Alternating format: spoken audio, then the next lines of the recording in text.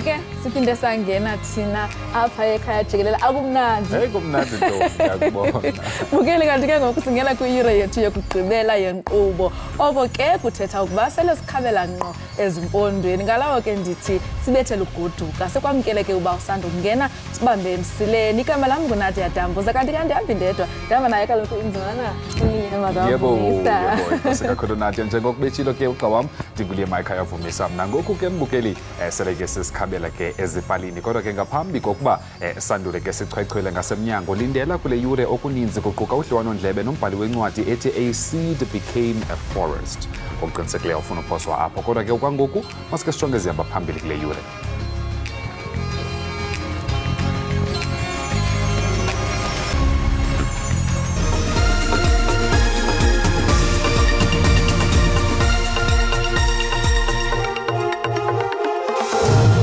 It brings me great joy to be talking to you as we gather to celebrate Christmas and this festive season. Usekela mongameli womzantsi Afrika umnumzana Paul Mashatile umemelele abemi beli ukuba babelane kunye nabo bahlelelekileyo ngeli xesha leziyunguma zeKrismesi.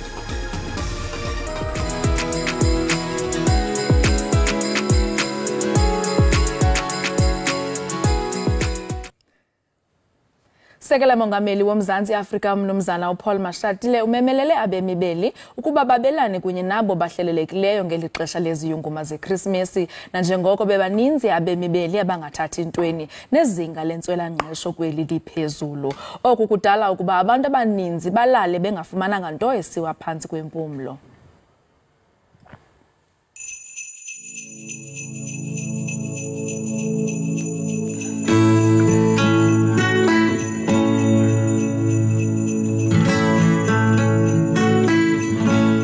Compatriots, it brings me great joy to be talking to you as we gather to celebrate Christmas and this festive season, where we take a moment to reflect on the year that is ending, celebrating successes, but also acknowledging some of the challenges of the year. The festive season presents us with an opportunity to take a moment to think about those who are less fortunate than ourselves, the sick, vulnerable, and destitute, who are unable to fully enjoy the festive season because of the scourge of social ills. This reality is for us a reminder of how much change is still needed in our society, and we must collectively strive to make our country a better place for all to live in.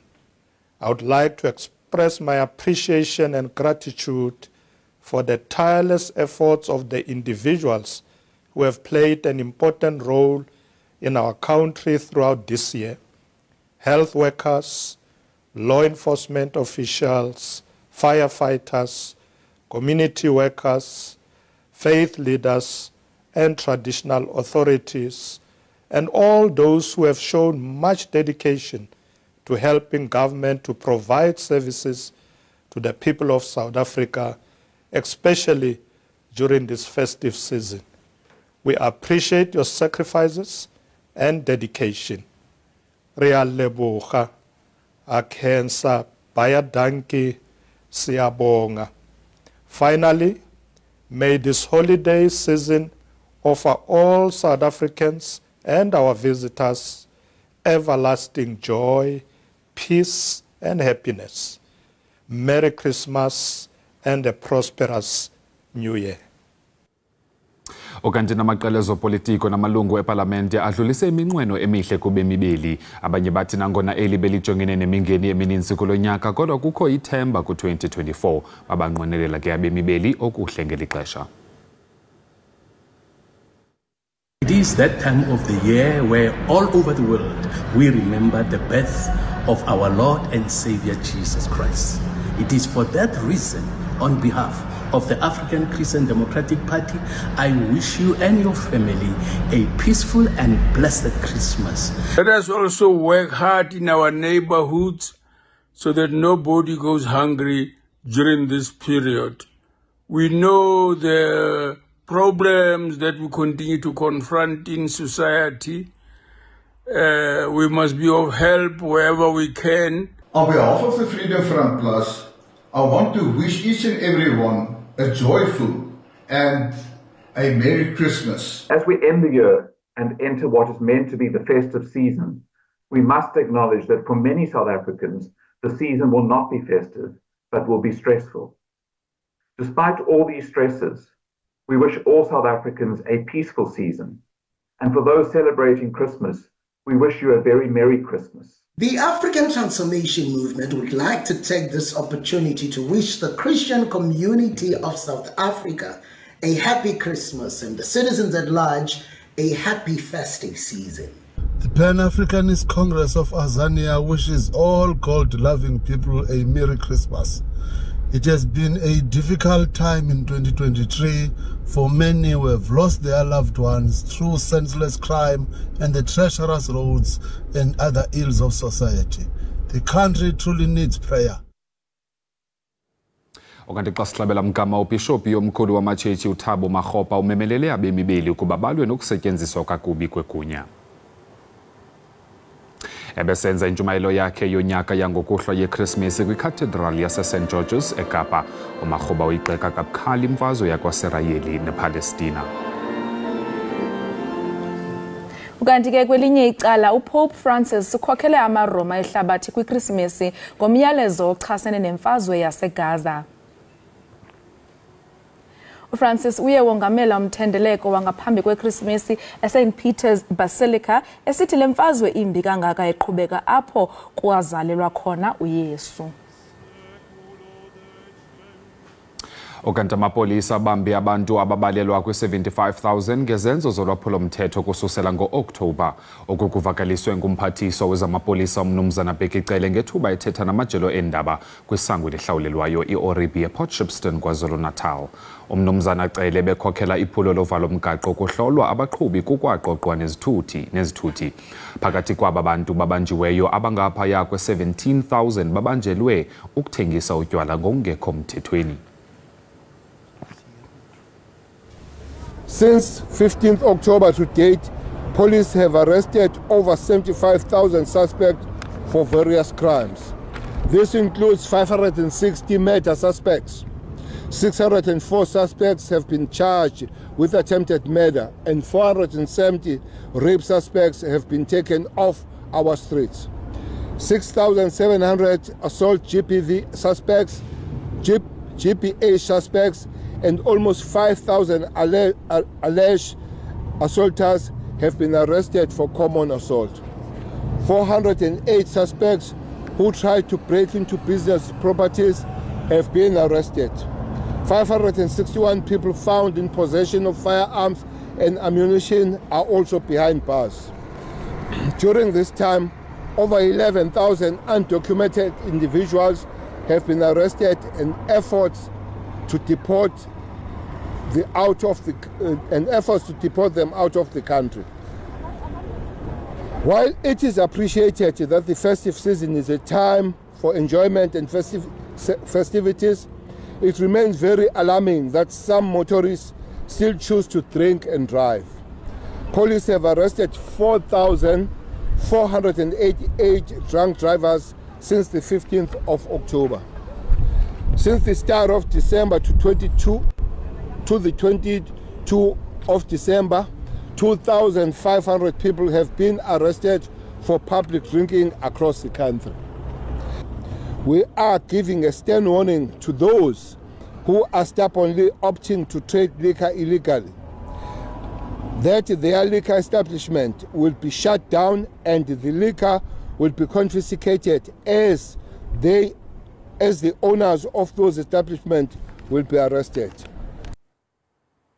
Uyalawuleka wona mlilo mkhulu kumazantsi esiqithi saseKapa nangona kunjalo lo mlilo ogqugqise eSimonstown unganwenwa ngenxa yomoya omandla olindelekileyo. Ukanti abacima imlilo eKapa nemibutho efana neVolunteer Wildfire Services bachophe ezithendeni belindele unongekehli. Indawo yabucala etheqelele ngekilometha ezivisayo ukusuka kwisango lomyezo weNtabetafile ibiyenye bigutyungelwe ngamalangatye omlilo. kwenziwe amatiletile akhawulezileyo kambe kuthintela unweno nenenene kede wabe uyalawuleka umlilo iphulo eliza kutsho njalo nakwezinsuku zizayo. As the wind increases and if we don't have rain for a while, the vegetation dries out, and then all you need is one irresponsible act by a person, because all fires start from the activity of humans, and then you have this kind of chaos. We're lucky when there's no lives lost and no damage to property, but we won't always be lucky. Amazansi epeninsula anamaxethuka abangela kubenzima ukulwa umlilo. Kulinye icala umoya obhudlayo unabisa ngesantya imililo efana nale. Bazimhlopheki abahlali balomandla ukuba leliphi inyathelo lokuqala besakubona umsi uthukuza. You think that the fire department is going to be able to stand in the way, and it's just too big. So they spend a lot of time just trying to control the direction, but they can't, at that size, they can't put the fire out. It's just too big. So it's very much around about controlling the situation and making sure everyone is safe, but it's really scary. Zinhlanu izicimamlilo ezifumene umonzakalo ongephi logama kungekho mzi okanye mpahla ithe yachaphazeleka ngumlilo. Bayabongozwa ke abantu baqaphele xa besebenza ngomlilo nanjengoko uninzi lwayo iqalwa kungakhathali kwabantu. Okanti ke xa sijonga kwezamazwe ngamazwe sikhumbuze ke mbukelo kokuba njengoko ke ilixesha leziyunguma kubhanyabhanya ke yaye kukwambejembeje kulo lonke elaseRussia. Masibone.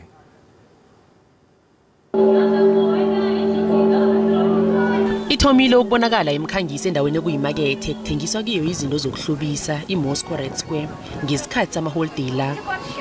Njengoba umzimkhulu wenarha yeRussia ulungiselela iminyanya yokugidinga umnyaka omutsha.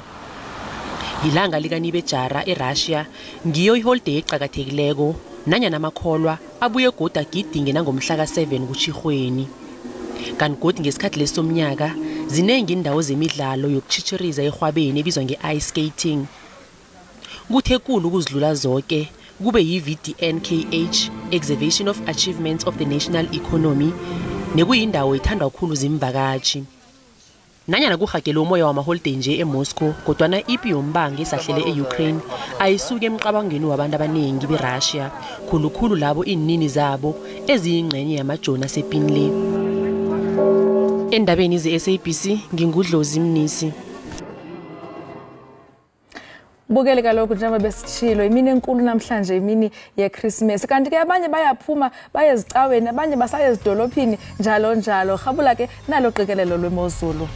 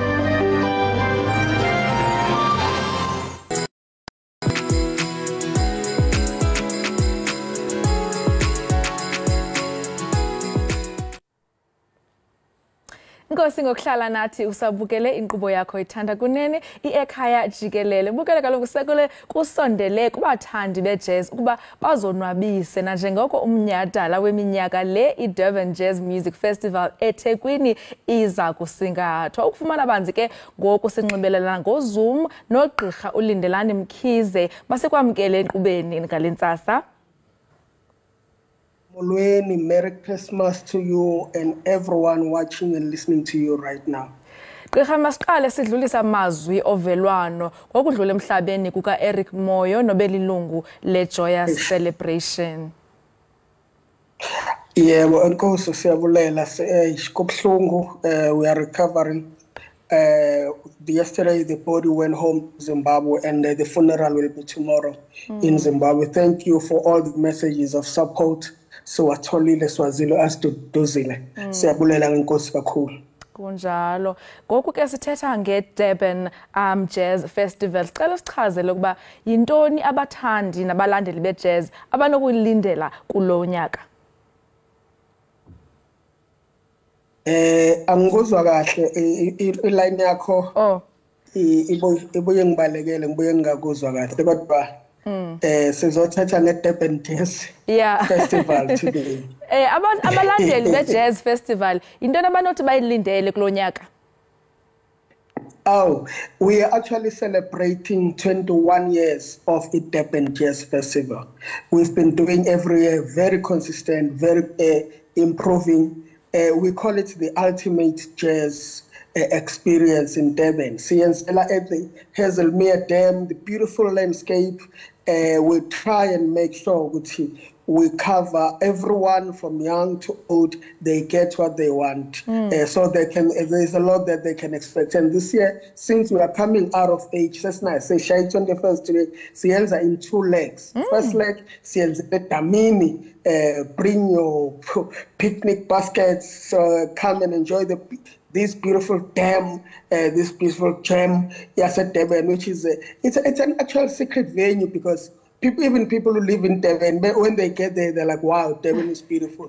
That is the first leg happening tomorrow on what we call Boxing Day. And then we are upgrading this year. For those who really want to sit down, listen to good, beautiful music, Ulozolo, Sianaboge ICC, so that they can then sit down and get it. So we both have the outdoor, which is 26, and the indoor, which is the 27th of December. Different artists, different musicians. Ungathi mhlambi zeziphi izinto enithe nadibana nazo kulamalungiselelo alomnyhadala? Because when we organize a show, we don't cut corners. I mean, you know, from Jazz Celebration, we don't cut corners. We make sure that everything is done to the T.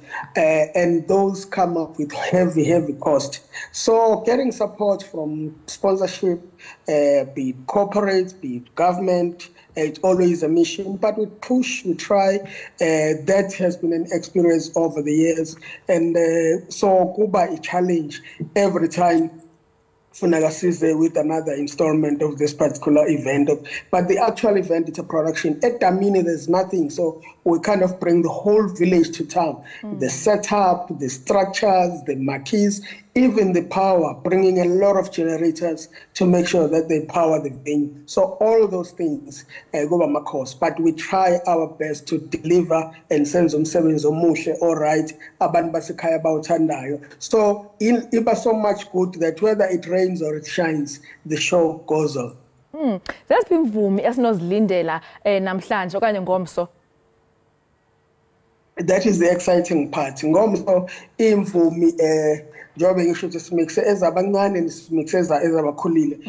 Sinabo Jimmy Dludlu abasilandela umusic omnice we-jazz, sinabo Brenda Mtambo eDamini, and on Saturday, on day after nge-27 sinemvume njengabo Mandis Junkies othandwa kakhulu these days, and then abathanda kakhulu jazz serious sinabo Mduduzo Makhathini. The list is very long and endless. Abo Hot Sticks Mabusa, abo Lwandle Nkulu. It's really a nice combination yemvumi.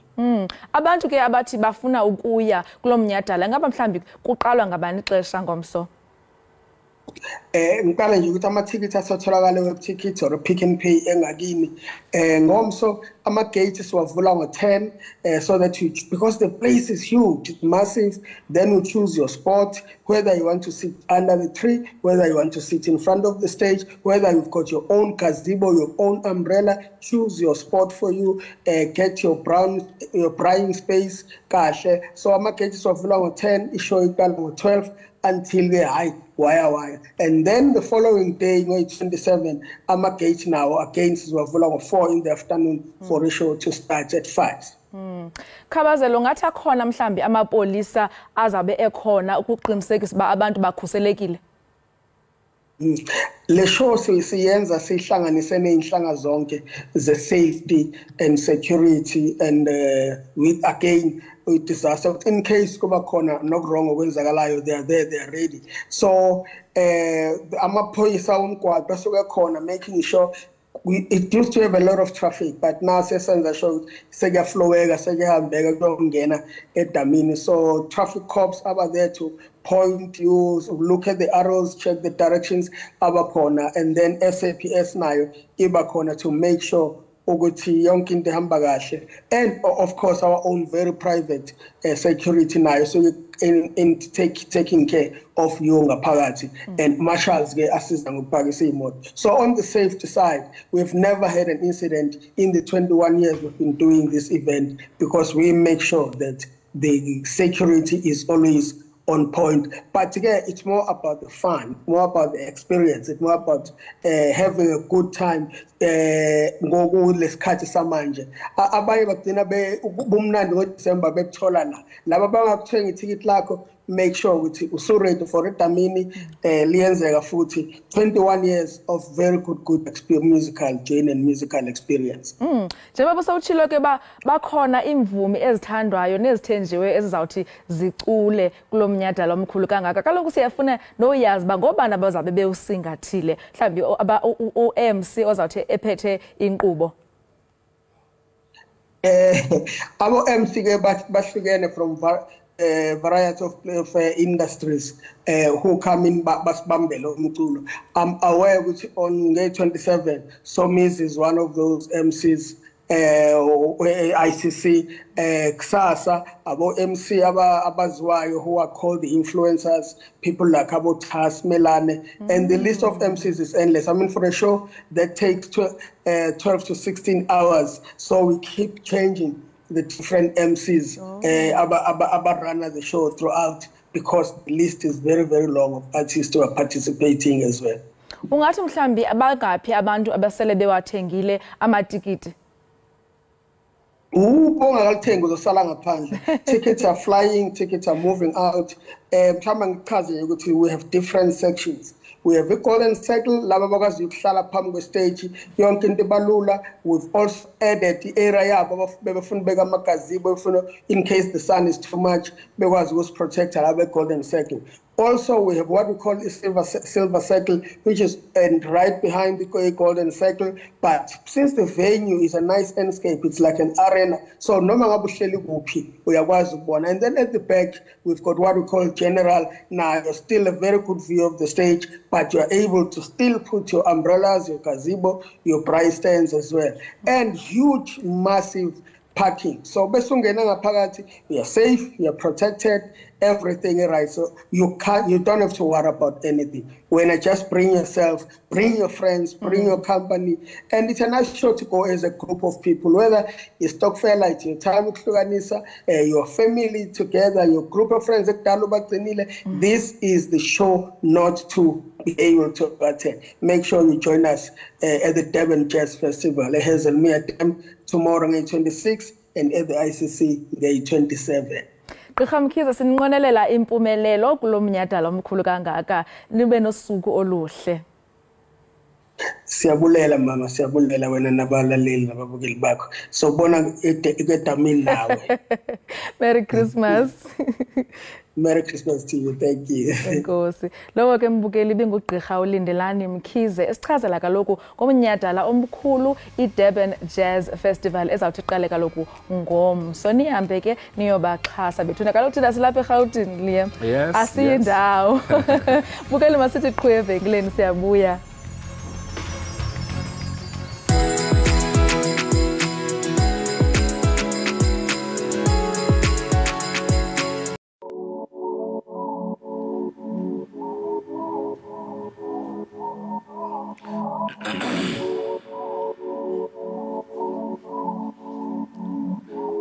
Sabela uyabiza abanye bakushayela ihlomba bawazi umthwalo uthwele ngalo ubugebengu obudlangile imfishane ingalo yomthetho oyiphulile inhliziyo akaboshwa ngani sonke sinayo umuntu esizibuzayo ukuthi kodwa ngiyombonga ngani ngona kube ngiyazi phambili noma ngingafika kamuva nami ngizosina nami ngizobukwa kodwa ungenzi ngoba ufuna ukubukwa zenzele wena vele bazokubuka imicabango yami ifunde yagogoda mina nginokucabangela omunye umuntu ningayiphathi ikhala esikoleni mina yami ingqondo ngangena nayo inamandla ingqondo ngendlela ecabanga ngayo imelwa inhliziyo baba ngicela ungipha amandla ngiphumelele sebejike bangabaza amandla akho bathi ngeke ngiphumelele emva kwakho konke okubi mina ngifuna ukubenzela konke okuhle ngowakha ngikwazi ukubuyisela okubi ngokubi okubi nje sewenze konke okuhle kwabanye bamubi kulvindi phambili kugcwele inkungu kuyokhanya ngelinye ilanga kwashusiya ntuli.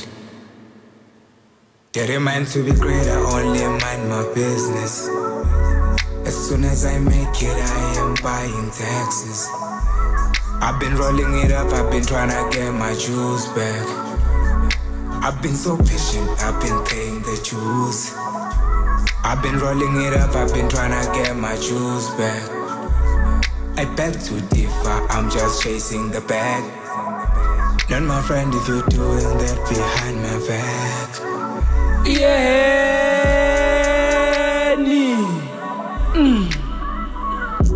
Wasudilika kwasephukidindi kwandindizela izibhakabhaka kwathipa kudilika intaba kusukuthuli kumkhokhe ethuzamela ukuvalela impumelelo unyulo ngaka ulithathaphi kwabaya kwampumelelo kakade uphuthando lungelo noma lungelo niyabona lokho ekunani kwenza ukuthi akulungile salandelo kosifika namthwalo umthwalo uyasinda manje silandela impande yesono sesiphenduka izona esiphenduka izono zalo mhlaba xola inhliziyo yami abanaka ukuthanda bonke ngithi awusiyona kwayona sithandi sonke buka nje yayizela umprofeti ngepeli nephepha esinde ngolimo umzilanka thambale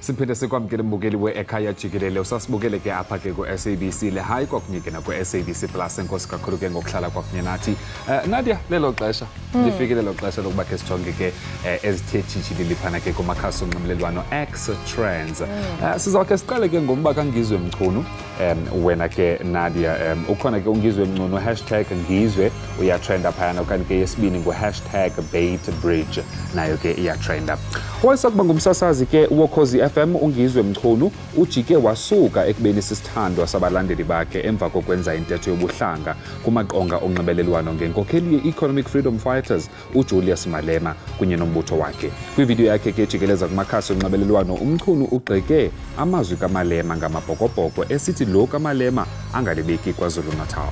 Yakhumbula ke mbukeli ukuba uMalema wagxeka amabhokobhoko esithi ijezi yawo imele ukulawulwa kwabamhlophe.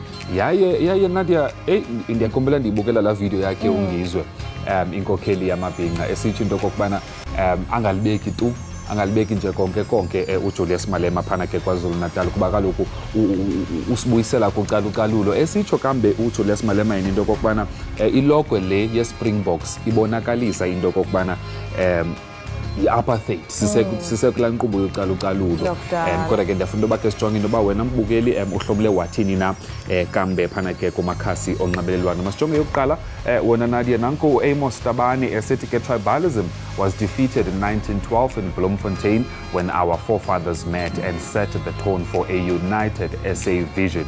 We must not allow it to raise its ugly head. It's like highly flammable substance waiting for a heat. Hashtag Ngizwe Mkhulu must be called to order. Esitsho ke nyani ke uAmos phana into kokuba kudala inyawo zigcwele udaka kudala sazama into kokuba silwe le nkqubo yocalucalulo so ke masingabuyiselwa emva yaye masijonge phambili. Sikhangela ulandelayo uthini?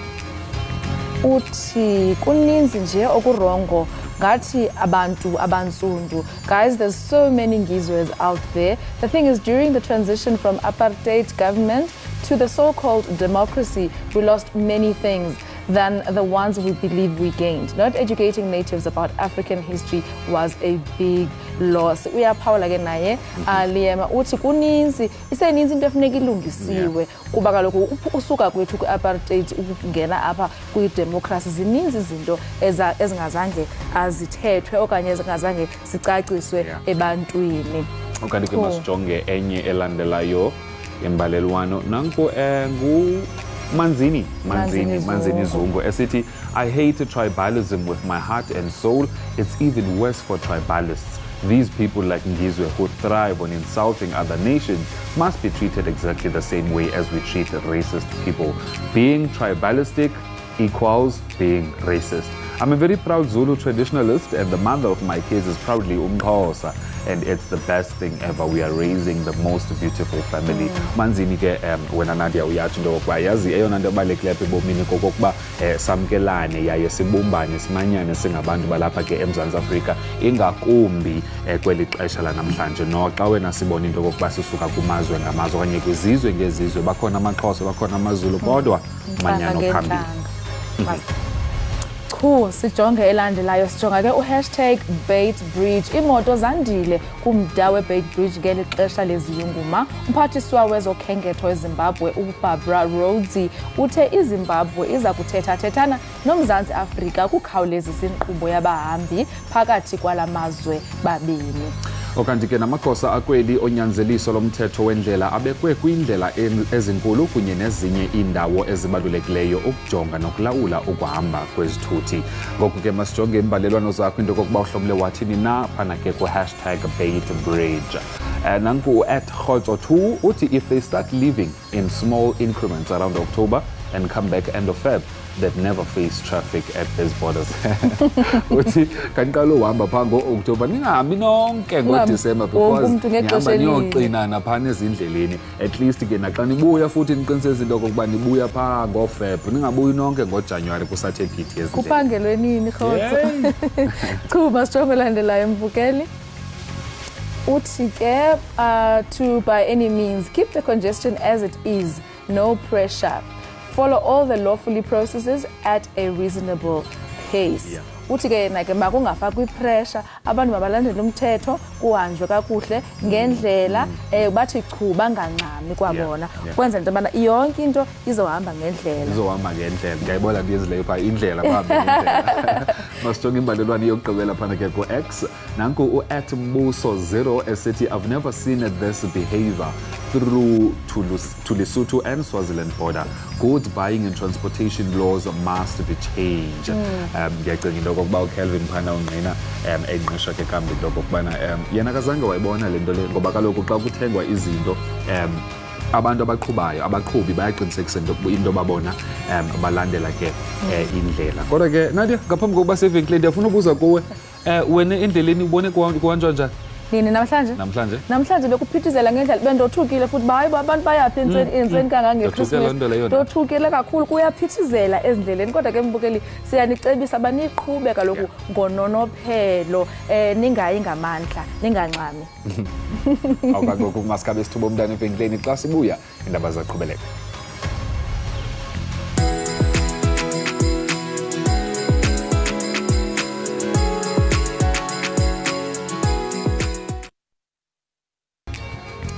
siphinde sikwamkele kwakhona apha ke ku-SABC le hayi kwakunike na ku-SABC Plus inkqubo ithi Ekhaya Jikelele okanye ke nawe ngokuqinisekileyo ulapha ke ekhaya kwakunye nathi singabasasazi nababhexeshi bale nkqubo. Nadia sitshilo sathi sikumfutho we-Christmas yaye abantu bathe bhazalala ngokuqinisekileyo. Jini ndithe xa ndisithi ndiyondwendola kwivenkile izolo ndafumanisa into yokokuba iilayini zigcwele ngabantu lento ezilayini ezigcweleyo andisifumenanga kwamna into ebendizifuna ndiphume ndizishota ngoku ndinexhala bazafika ndenze njani endlini ngoba into zam ziyashota kodwa kuzawudibanisa apho udibanisa khona isaladi mazilungu njengobetshile ushef basebenzisa le nto nayo izawuphuma sathetha kananjalo ke kwakunye ngoshefu njalo besinaye ke ushef apha enkqubeni hey waqonda ubunadia mna kaba uzawuthi ndazisikela kamnandi bukeli uphosiwe bekumnandi apha enkqubeni kaloku chef isichazele into yobana kuninzi onokwenza ngezinto onazo apho ekhabhathini. Siyayiqonda kaloku uba imali noko ayintlanga ezipokothweni kunzima lo nyaka ka-2023. Kanti ke nompume bekhona apha enkqubeni naye ke esikhanyisela kuba ke engumntu oligcisa esenza i-visual artist uyi-visual artist Gxebe yaye imizobo yakhe intle kakhulu and uyatsho shem into kokuba wenza umsebenzi oncomekayo ikhona imali ayifumanayo. Alright, kanti ke xa siqhubela phambili ke mbukeli uTshepo Nketle owaziwa ngelithi Duke of Light wazalelwa waze wakhulela eKapa eNtshona Koloni ungumbhali ke wencwadi eziliqela eziquka ethi The Seed Became the Forest phakathi kwezinye. Ingaba yintoni mhlambe equlathwe yile ncwadi yaye uthini umyalezo wayo? Sixhumana naye ke kuZoom ukuze asinabisele banzi ngencwadi yakhe. Tshepo, mandikubuliseni kwamkele enkqubeni. Hello. Bulisile mhlekazi, mandibulise kuna kwa studio nabaphulaphula ekhaya. Enkosi kakhulu bhuti. Mamela ke Tshepo, ibali lakho lokuqala kwincwadi ethi The Seed Became a Forest sicaphula umba wothando nobubele. Elixheko nangona lenzelwa amayelenqe aliqela ngabahlali belali emva kokuba le lali iguquke yaba intlango lafumanisa enhlizweni yalo kuba lixolele kwaye libanike amanzi ababewadinga. Ingaba mhlawumbi kutheni ukhethe ugqiba elibali lifutshane ngoxolo nothando? Siphila kwixesha elinzima mhlekazi wami apho abantu bangasenabuntu, abantu babambana ngenhliziyo babe neziqhiba ngezinto ebebenozithetha bazilungise baqhubekeke bonwabele ubomi baxhasane kuncedwane. So ke ngoku intsingiselo yelibali kusekubeni into yobana noba uthini na noba abantu baye bakuthatha kanjani na kodwa ekupheleni kufuneka ube ngumuntu onoxolo ube ngumuntu onothando ukwazi into yobana uphilisane nabantu kuba bazawufunda nabo kuwe besawubona into yobana ungumuntu oxolelayo. Ukwaphinde wakhankanya nomba obaluleke kakhulu wokwenza impazamo nokufunda kuzo. Ungathi mhlawumbi intoni le ufuna into yoba abafundi bale ncwadi bayifunde ngakumbi into ebandakanya impazamo? Kukho into esikhula nayo singabantu ecinga into yobana apha ebomini it's either wenza impazamo okanye wenza okuhle okanye it's either uyafeyila okanye uyaphumelela. Now abantu ke ngoku ngelibali ndizama ukuveza ukuba impazamo ezi zikwayinxalenye yejeni yakho yobomi. Kubalulekile xa ungumntu ebomini uyamkela into yobana impazamo zawuzenza akekho umntu ozenza imanywalo emhlabeni. Ukwenza ezaa mpazamo zakho ke ngoku kulapho ufunde khona ukhule khona kuba kudla ngomshiwo into yobana nendlela empumelelweni ine-failures ezininzi wenza impazamo. Sometimes ziba zimpazamo ezimbi, sometimes ziba zimpazamo ezikhulisayo kodwa zonke ezo mpazamo zimpazamo efuneka uzenzile apha ebomini ukuze uyofikelela kule ndawo ufuna ukufikelela kuyo. Ndinomdla wokwazi Tshepo, ingaba mhlawumbi ungathi ikhona into apha kuwe as uTshepo ongathi uyicaphulile ekwenzeni into kokuba ubhale ngolu hlobo yaye ubhale ngempazamo? Ngingomnye wabantu abenze impazamo ezininzi ebomini kwijeni yam as i-publisher. Ndifeyile kaninzi uqala kwami i-publishing company yam ndarejectwa zii-publishers ezininzi, more than 37 publishers. Besithi incwadi yami yokuqala ayikho good enough. Now that decided into yobana ndizosipublishela but nalapho ndenza impazamo ezininzi apho ndazuza imali eninzi ndimane ndibhatala abantu abahlukeneyo babancede and then eventually from ezo mpazamo kulapho nam ndiye ndafunda khona ebomini into yobana tyhini kanti zonke izinto bezisenzeka bezimthatha zilungisa zinkokelela for into yobana ndizofika kule ndawo endikuyo ngoku ebomini. Nakubomi bam ke ubupersonal ndenze impazamo ezininzi ndisakhula, but zonke xa ndibuya umva ndijonga ndiye ndifumaniseke into yobana uba ibingezizo ezampazamo mhlawumbe ngengekho lapha ngoku. So I owe so much to the mistakes endiye ndazenza ebomini ukuze ndibe ndawo ndikuyo namhlanje. Yaye ukuvuma xa wenze impazamo ngeyona nto ebalulekileyo, ngxatsho Tshepo kuloo nto leyo. Uyayazi ke nawe Tshepo into yokokuba kukho imixholo emininzi encwadini. Ingaba mhlawumbi ungathi zeziphi imvakalelo ofuna into yoba abafundi bakho babe nazo ngeli xesha mhlawumbi xa sithi xa befunda le ncwadi yakho? Yeah. So i-title yale ncwadi ithi when conditions were met, the seed became a forest. Now, the process of iguqulelo esiXhoseni ke izawuthi the title ithi xa umhlaba uvundile imbewu iba lihlathi. So into ethetha ukuthi ke ngoku apha ebomini sizalwa kwikona ngekona, sine-background ezohlukeneyo, ubuninzi bethu sisuka kumakhaya angathathi ntweni. Now loo nto leyo ke ngoku siye sithi xa sikhulayo ngenxa kwe-environment esikhulele kuzo sizidelele, sizijongele phantsi, ne-community sijongele phantsi ngenxa ye-background yethu. Sibe singayazi thina uba ngaphakathi kuthi kukho imbewu. In fact thina siyimbewu elindele nje into yobana umhlaba mawuvunde, elindele into yobana iziganeko maziyondelelane ukuze le mbewu lapha kuwe ize ibe lihlathi. Now ke ngoku kwelinye lamabali ke ngoku ndingena deep kuloo nto about ibali lembewu eyayihambe isiwa ibetheka ivuthuzwa ngumoya yade eventually yayonyathelwa inkomo yatshona phantsi komhlaba. Imali izisola ke manje ibuza uba Thixo ndenze ntoni, but eventually after zonke ezo nkqwithelo izorealize xa ibona iphuma ingcambu but thina yonke le process i-process ilindale into yobana mandihambe ndibetheke ndizofikelela kule ndawo ndifikelele kuyo ngoku ikwazi into yobana le nkomo xa idlule ndiyathele nditshone.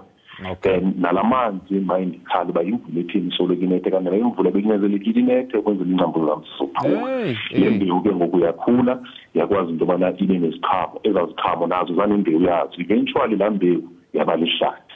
Yaba lihlathi. Tshepo, mahle kakhulu lo mazwi lawo yaye acwengile. Qabaqaba nje ngenxa yexesha abantu abanomdla wokufumana le ncwadi bakufumana phi?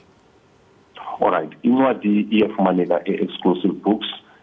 Uye nebikhona i-branch ucela the seed became a forest kaTshepo uba abanayo bazakodela. Iyafumaneka incwadi kum ndikhona ku-social media the Duke of Light okanye Tshepo Nketle ku-Facebook naku-Instagram okanye ungastrokela i-email ku-info@lesabihouse.com. Alright, enkosi kakhulu ke Tshepo ngexesha lakho. Kamakubawa lowo ke mbukeli nguTshepo Nketle, umbhali wencwadi ethi The Seed Became the Forest. Sinabisela banzi ke ngencwadi yakhe kanti ke ngalo ke elo Nadia sifikelele esipheleni sale inkqubo yanamhlanje ekhethekileyo yeChristmas. Ndiyacinga into kokuba ukusuke lapha ukuya phambili ndizawuhamba nami ndiyoba neChristmas emyoli. Nakamkanjalo nani ke babukeli emakhaya nibe neChristmas emyoli emnandi, siyanithanda kakhulu kodwa ke asinishini nodwa. Ukhona kaloku umzilankatha umile pha uzasenzela kamandi. Start Mzila. Weslindo ulizwi nezinyanya abakhuluma nami. Yebo ngizwile ngingeja indlebe yami yachichima. Sanibonani kwelisha lana kukhala izinyoni kusekuseni libune likambunda sibhekile ngisabathe ngiyayinisela lembali iphela insebezelanga ayifinyeleli kuyona angithi sengamelwe yifele emnyama ama-Afrika salivele lahlome mini libe lisabela umkhokha kwase kushaya unyazi phakathi komabona sasesidungaza engabe sabona lapho esiyakhona yeye sigaba oqala benhlwayelo kodwa sesivuna insalela wasubabaza umfula amanzi ngathi abonjwana encomele ngizama ukulalela kahle ngizala amaphimbo ngendlebe yami yesonxele phela labantu ngathi bakude buqamamalena komabona kude behleli ngaphansi kwehlahle ehlelo sobukhosi bebona bengamakhosi beshaya umlozi bebukulozolo bethi lala lazo isiphoqi sokwengula ngathi okuzayo kuumyezana ngizama ukulalela kahle ngizwa lamaphimbo ngendlebe yami yesokudla sengizwa ukuqhumisa maye babo kwaqhuma amabhaluki indonga ngathi iJericho leli kambe nayo uyibangulaka ngithi kujabula wena konja nesibhakabhake nubukalelanga belesemhlabeni nangithi siyophelela emaweni